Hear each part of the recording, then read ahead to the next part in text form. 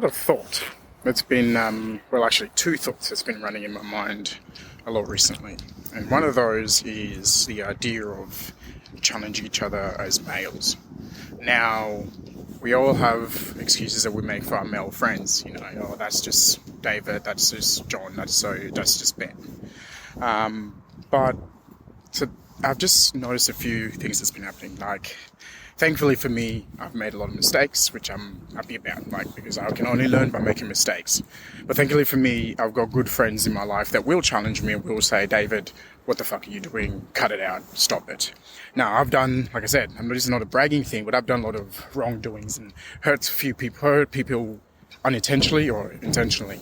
Now, in some of those examples, I've basically, cheated. I've sometimes not given the full story or given the full truth. I haven't necessarily lied, but I've just I'm very good at telling you something without telling you everything, controlling the narrative in a sense, which is not something I'm proud of, but I'm just growing up as a man, you do things like that. Now, basically, to go back to the topic, I've had friends that have said, David, hey, I don't agree with what you did there, what you didn't do, and things like that. I'm thankful I have that. But I've noticed that a lot of guys these days don't have that in their friend group. They don't have friends that will actually call them out. I've seen some guys treat their women really poorly, hit their women assault, scream, yell, treat their women really poorly, and their friends don't say anything. Their friends don't say, hey, mate, what you're doing is fucked up. It's not right. Call me. I don't want to be associated with you if you're privately messaging a woman or if you're privately, doing the dirty to your woman sort of thing. That idea of challenging each other as men to be better, or your friend has a gambling problem.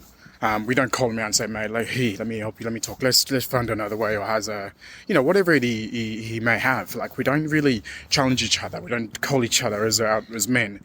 So that sort of thing is gone, that respect. We're happy to stand by our males and defend them, but when it comes to actually challenging them and say, no, that's not right, we don't do that. We always fall short. And I'd like to challenge every guy out there that, remember, your friendship is very important. The people you hang out with, the people who you spend time with are a reflection of who you are and what you think, or what you think of yourself, who you associate with. If you're associated with a guy that's just a poor guy that's just beating on his wife and you know about it, or you see signs and you don't do anything about it, that's fucked up, that's messed up. Call your friends out, say, hey, stop doing that. Hey, you've got a good woman there. Stop sneaking around her back. Stop messaging other women.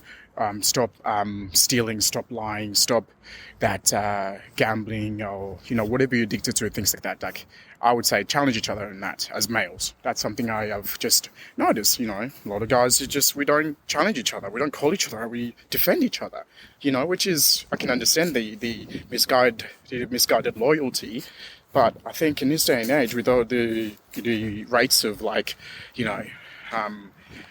partners, males, killing women and things like that, I think it all stems to, what the guys has around him, what sort of challenges, what sort of experience he has around him, who are the men in his life is saying, hey, if you touch that woman, I'm going to beat your ass. Don't touch that woman. Don't lift your hand with a woman. If you're angry, go to the gym and fucking hit a punching bag or something. We don't call each other out at all. That's one.